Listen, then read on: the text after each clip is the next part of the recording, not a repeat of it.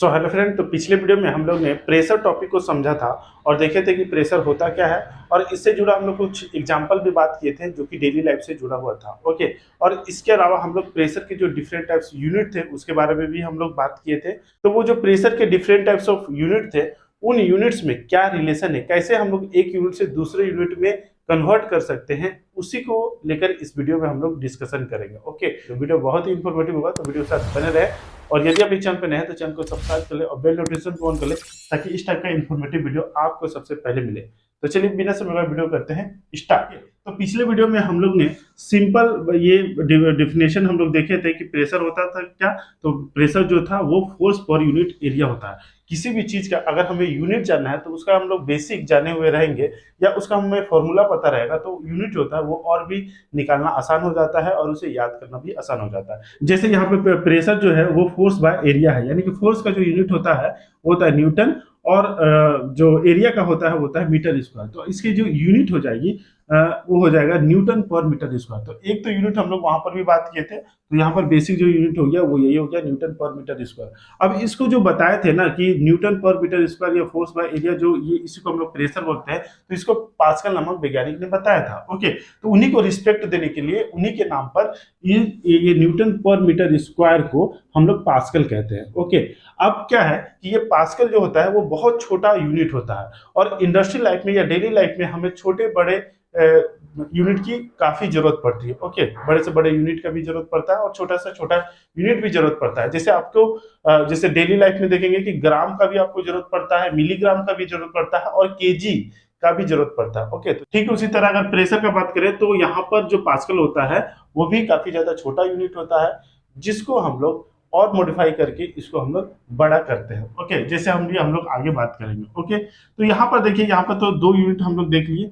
अब इन दोनों में अगर हम रिलेशन बात करें तो सिंपल है कि 1 पास्कल इक्वल टू जो होता है वो होता है 1 न्यूटन मीटर स्क्वायर। ओके, तो यहाँ पर देखिए सबसे पहले हम लोग बात करते हैं कि जो इंपॉर्टेंट यूनिट कन्वर्जन फैक्टर है जो कि आपको डायरेक्टली याद रहे तो बहुत अच्छा है। ओके, डायरेक्टली आपके एग्जामिनेशन हुआ या कहीं पर भी आप जैसे इंडस्ट्री में देखे होंगे, वो आपको मैक्सिमम टाइम में आपको केजी पर सेंटीमीटर स्क्वायर दिखेगा या कहीं पे बार दिखेगा, कहीं पे पीएसआई दिखेगा, कहीं पे एमएमडब्ल्यूसी रहेगा। तो अगर ये यूनिट कन्वर्जन फैक्टर आपको याद रहेंगे तो आसानी से आप कैलकुलेट कर सकेंगे। ओके, तो इंडस्ट्रियल लाइफ हो, प्रैक्टिकल लाइफ हो या आपका एग्जाम पर्पज हो, इन सभी में आपके लिए ये बहुत हेल्पफुल रहने वाला। ओके, तो सबसे पहले हम लोग इस फैक्टर को देख लेते हैं। तो यहाँ से देखिए 1 पास्कल इक्वल टू जो हो गया 1 न्यूटन पर मीटर स्क्वायर। ये तो एकदम सिंपल है। ओके, अब देखिए 1000 को हम लोग कैसे डिनोट करते हैं, तो किलो में डिनोट करते हैं। ओके, तो अगर हमको पास्कल को किलो पास्कल में कन्वर्ट करना है तो कैसे करेंगे, तो पास्कल 1000 पास्कल यानी 10 के पावर में 3 पास्कल जो होगा वो 1 किलो पास्कल होगा।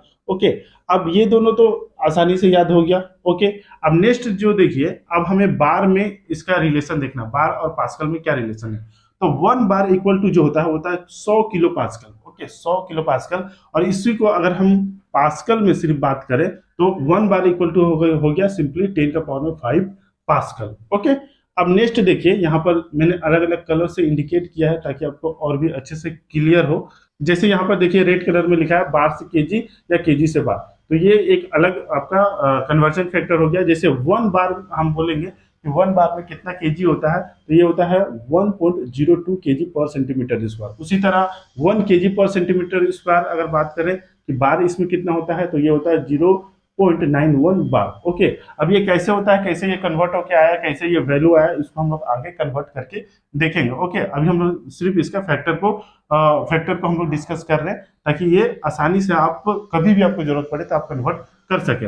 अब नेक्स्ट हम लोग प्रेशर का यूनिट देखे थे पीएसआई भी। ओके, तो पीएसआई को हम लोग अगर बार में देखना चाहें या केजी में देखना चाहें तो वो क्या होगा, तो 1 बार अगर बात करें कि कितना पीएसआई होता है तो वो होता है 14.5 पीएसआई। ओके, वहीं अगर 1 केजी पर सेंटीमीटर स्क्वायर में अगर हम पीएसआई की बात करें तो ये होता है 14.23 पीएसआई। ओके, अब हम लोग नेक्स्ट एक और हम लोग देखे थे प्रेशर का यूनिट एमएमडब्ल्यूसी।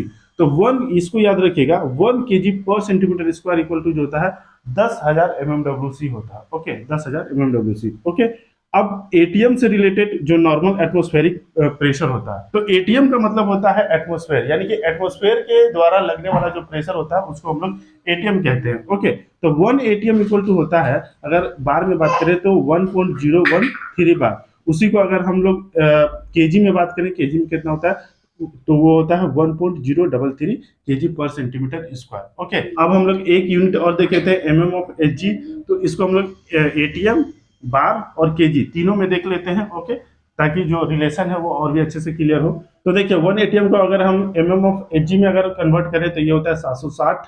ओके, अगर बार में बात करें तो ये होता है 750, और अगर 1 केजी पर सेंटीमीटर स्क्वायर में बात करें तो ये होता है 735.6 एमएम ऑफ एच। ओके, तो ये हो गए कुछ इंपॉर्टेंट यूनिट कन्वर्जन फैक्टर। अब एक चीज आपको यहाँ पे ध्यान देने वाली बात है कि जब कभी अगर हमें डायरेक्टली बोलेगा, जैसे ये 1 का वैल्यू हो गया, ठीक है, जैसे 1 bar equal to 1 KG equal to 1 bar equal to कितना पीएसआई, तो अगर आपके पास कोई भी वैल्यू आ जाए कि 10 बार इक्वल टू कितना पीएसआई होगा, तो ये आप इस कन्वर्जन फैक्टर से आसानी से निकाल पाएंगे। ठीक है, जैसे मान लीजिए अगर पूछ दिया कि 10 बार इक्वल टू कितना पीएसआई होगा, तो 1 बार में कितना होता है, तो 10 बार में कितना होगा, 10 से ये मल्टीप्लाई हो जाएगा फैक्टर। ओके, उसी तरह इसका जस्ट उल्टा कि अगर आपसे पूछ दे कि पीएसआई को आपको बार में कन्वर्ट करना है, तो सिंपली याद रखिए जब बार से अगर हमें कोई भी चीज पूछता है ना, अगर हम इस तरफ जाएंगे तो ये जो फैक्टर है वो मल्टीप्लाई होता है, और अगर हम इस तरह से इधर जब जाते हैं तो ये फैक्टर जो होता है वो डिवाइड हो जाता है। ओके, जैसे मान लीजिए अगर आपसे पूछे कि 1 पीएसआई को बार में कन्वर्ट कीजिए, तो सिंपली जो होता है 1 डिवाइडेड बाय ये 14.5 जो होगा, अगर उसको कैलकुलेट करेंगे तो 1 पीएसआई जो होता है वो वैल्यू आ जाएगा बार में। ओके, तो ऊपर से याद रखिएगा, याद रखने का एक और तरीका कि ऊपर से अगर आप आएंगे इधर में, इधर से अगर इधर आएंगे तो मल्टीप्लाई होगा, और इधर से इधर जाएंगे तो ये डिवाइड हो जाता है फैक्टर। ओके, इस तरह से आप कोई भी वैल्यू को आसानी से कन्वर्ट कर सकते हैं। ओके, क्या बात है। अब यहाँ पर हम लोग जो जो इम्पोर्टेंट फैक्टर है वो कैसे आया, कैसे ये कन्वर्ट हुआ, उसको हम लोग बात करेंगे। जैसे सबसे पहली बात, आप ज्यादातर केजी पर सेंटीमीटर स्क्वायर को देखे होंगे, या बार को देखे होंगे, या पीएसआई को देखे होंगे। तो सबसे पहले हम लोग केजी से बार में कैसे ये कन्वर्ट हुआ, यानी कि ये जो फैक्टर है वो कैसे आया, उसको हम लोग देखते हैं कि 1 केजी पर सेंटीमीटर स्क्वायर इक्वल टू 0.981 बार, ये कैसे आया। ओके, फिर वो केजी से, फिर ये बार से केजी कैसे आया, ये भी आपका निकल जाएगा। ओके, तो हमको यहाँ पे करना क्या है, हमको केजी पर सेंटीमीटर स्क्वायर से कन्वर्ट करना है बार में। ओके, अभी हमें पता नहीं है कि क्या वैल्यू है, क्या होता है इसका कन्वर्जन फैक्टर। ओके, हम इसको निकाल के देखेंगे। तो देखिए एक चीज आप यहाँ पे याद रखिए कि ये जो केजी पर सेंटीमीटर जो स्क्वायर होता है, ये जो यूनिट है ये प्रेशर का यूनिट है, लेकिन यहाँ पर जो कहीं ना कहीं ये जो लिखा हुआ है वो अधूरा है। ओके, अरे कहना क्या चाहते हो?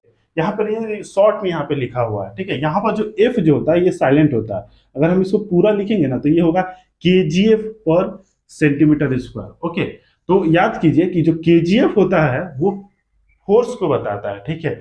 अगर हम बोले कि केजीएफ होता क्या है, तो याद कीजिए 9-10 क्लास में पढ़े होंगे कि केजीएफ जो होता है वो एक तरह का फोर्स ही है। ओके, फोर्स को ही दर्शाता है।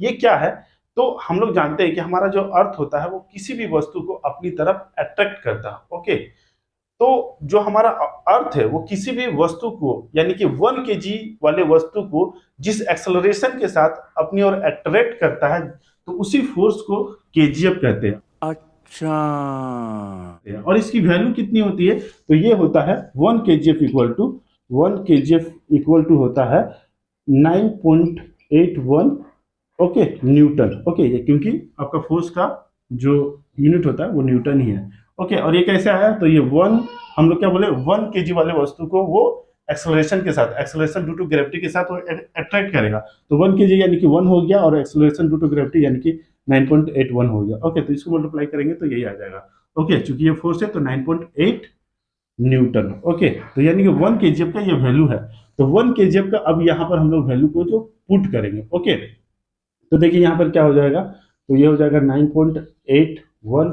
न्यूटन। ओके, और ये सेंटीमीटर, तो हम लोग जानते हैं 1 मीटर में कितना होता है, 100 सेंटीमीटर होता है। तो सेंटीमीटर से अगर मीटर में जाएंगे तो डिवाइड हो जाएगा, तो कितना हो जाएगा 10 के पावर में -2, और होल स्क्वायर है यानी कि होल स्क्वायर हो गया। ओके, ये हम लोग मीटर में आ गया बात। ओके, मीटर में देख लिए। अब देखिए यहाँ पर जो हमारा वैल्यू निकल के आया, ये आया 9.81। अब ये ऊपर जाएगा तो कितना हो जाएगा, 10 के पावर में 4 हो जाएगा। ओके, ये हो गया न्यूटन। ओके, पर मीटर स्क्वायर। अब न्यूटन पर मीटर स्क्वायर को हम लोग क्या बोलते थे, तो न्यूटन पर मीटर स्क्वायर को हम लोग बोलते थे पास्कल। ओके, देखिए 1 newton metre square equal to 1 pascal, तो इसको हम लोग पास्कल लिख सकते हैं। अब देखिए यहाँ पर हम लोग इस पॉइंट को अगर इधर लाएंगे, यानी कि 10 से मल्टीप्लाई होगा तो ये 10 इधर आ जाएगा, तो देखिए 0.981। ओके, तो ये पॉइंट जो है इसमें जुड़ जाएगा, तो ये हो जाएगा 10 के पावर में 5 पास्कल। ओके, अब 10 के पावर में 5 जो पास्कल होता था वो क्या है, तो 10 के पावर में 5 पास्कल जो है वो 1 बार के बराबर है, यानी कि इतना बार हो जाएगा। ओके, 0.981 बार। ओके, कितना, तो 1 kg, 1 kg बोलिए या 1 kgf पर सेंटीमीटर स्क्वायर बोलिए। ओके, तो ये हमारा आ गया वैल्यू कि 1 kg पर सेंटीमीटर स्क्वायर इक्वल टू होता है 0.91 बार। ओके, देखिए यही वैल्यू जो है वो यहाँ पे निकल के आ गया। अब इसी को हम लोग अगर बार से केजी में जाना है, तो जैसे कि हमने इधर बताया था कि अगर इधर से इधर जाएंगे मतलब इस फैक्टर से हमारा डिवाइड हो जाएगा, तो अगर हम 1 बार निकालना चाहेंगे तो कितना हो जाएगा, 1 डिवाइडेड बाय इस फैक्टर से डिवाइड हो जाएगा। ओके, 9181 आ जाएगा। ओके, तो इस ये जो वैल्यू आ जाएगा 1.02 kg पर सेंटीमीटर स्क्वायर आ जाएगा। ओके, तो ये जो वैल्यू है यहाँ पर, ये आपका वैल्यू यहाँ पे निकल के आ जाएगा।